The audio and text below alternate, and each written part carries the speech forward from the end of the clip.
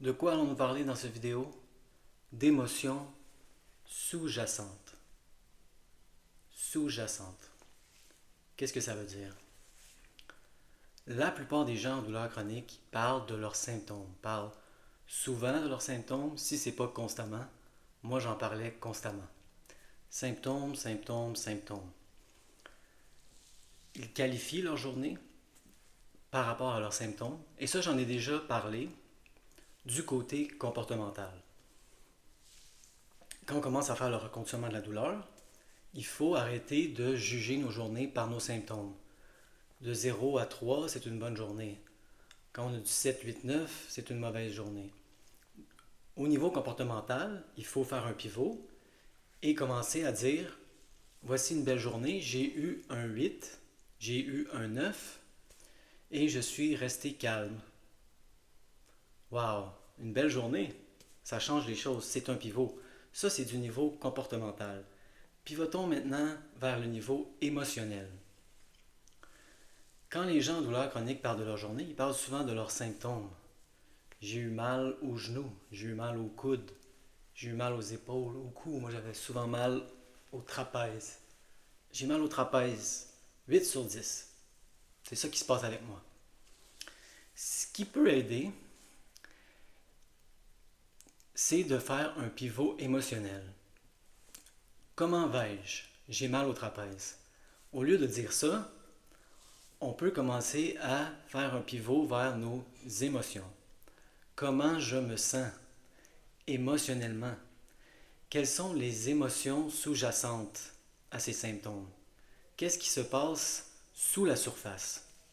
Et là, ça peut aider vraiment de voir de plus en plus nos symptômes comme des émotions exagérées, très exagérées.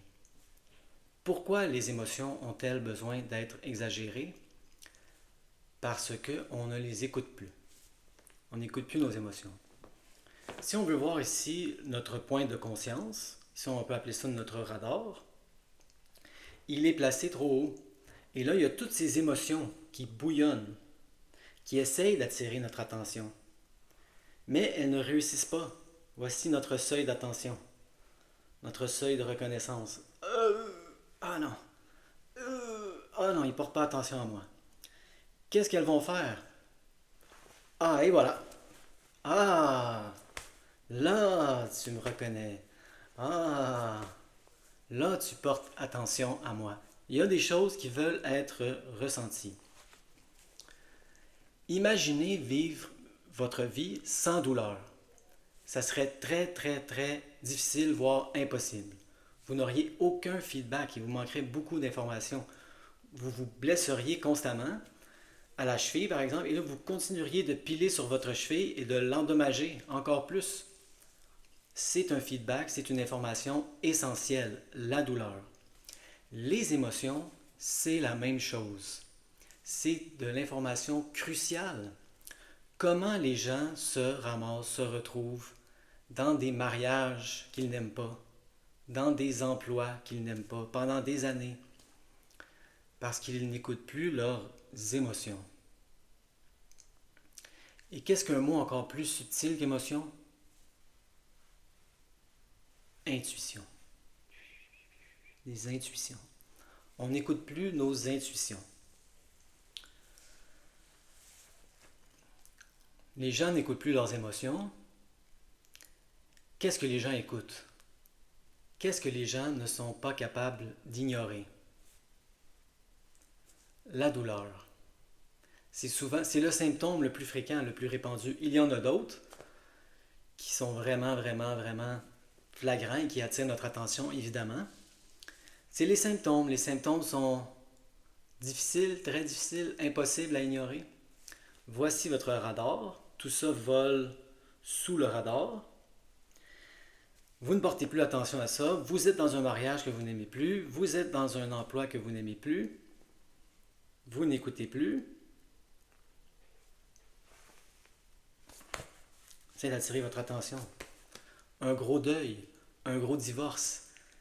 Il y a quelque chose à faire. Là. Il y a un processus.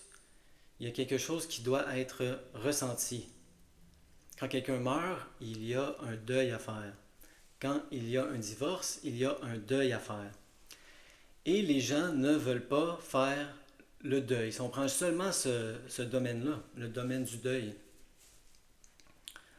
et là, ça peut justement devenir des symptômes, c'est-à-dire des émotions exagérées. J'espère que ça fait du sens. Pivotons, c'est ça le thème du vidéo. Des pivots. Quelqu'un dont je parle fréquemment, c'est Jim Prusak. J'adore Jim Prusak. Il voit beaucoup de gens, il a beaucoup de sagesse. Voici un phénomène qu'il rencontre souvent. Il parle de gens qui n'ont pas beaucoup de symptômes au cours de la journée. Parce qu'ils travaillent. Ils ont des occupations, ils vaquent à leurs occupations. Un mot essentiel, distraction. Ayez souvent ce mot-là à l'esprit, distraction. Il y a beaucoup de distractions durant la journée, donc moins de symptômes. Et là, ce qu'il nous dit, c'est que beaucoup de gens, lorsqu'ils reviennent chez eux et qu'ils sont tranquilles et qu'il y a de moins en moins de distractions, c'est là que les symptômes montent. C'est intéressant. Qu'est-ce que ça veut dire? Le docteur Sarno nous dit, et je trouve que c'est une formulation un peu maladroite, mais il a raison en essence, comme je l'ai expliqué dans une autre vidéo. Les symptômes sont des distractions.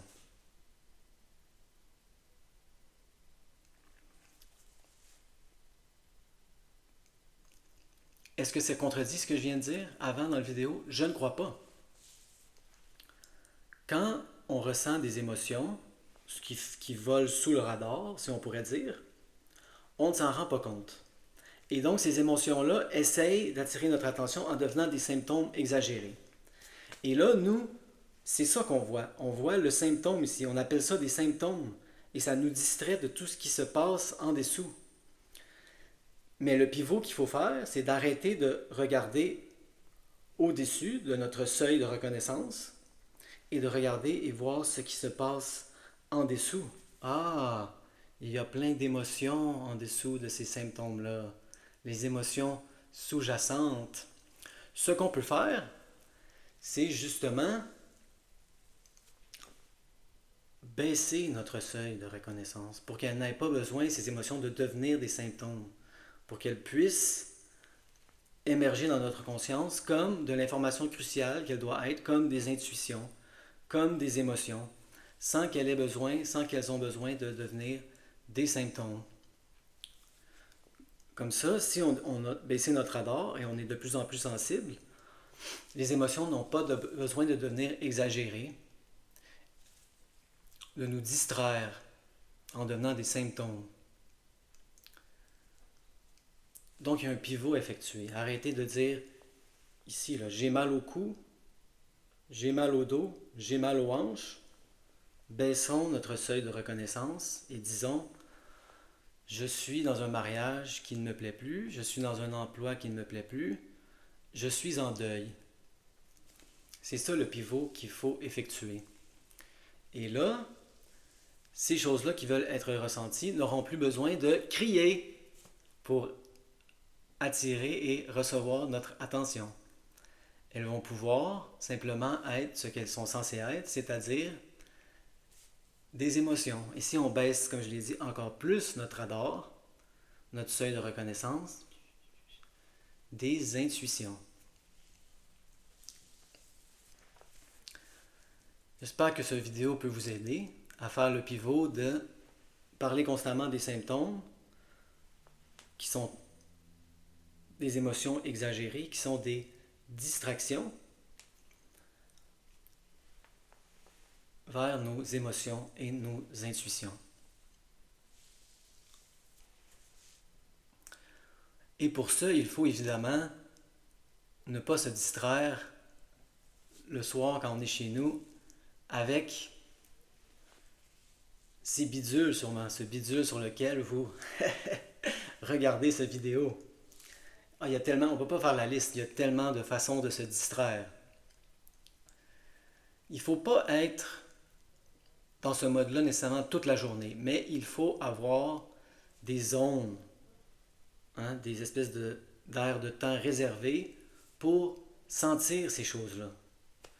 Pas juste des 5 minutes, c'est pas besoin d'être des demi-heures, mais c'est des 10, 15, 20 minutes où il faut arrêter de se distraire avec les bidules, avec la télévision, arrêter de se distraire avec les symptômes qui ne sont que des émotions exagérées et pivoter vers les émotions en tant que telles, les émotions et les intuitions.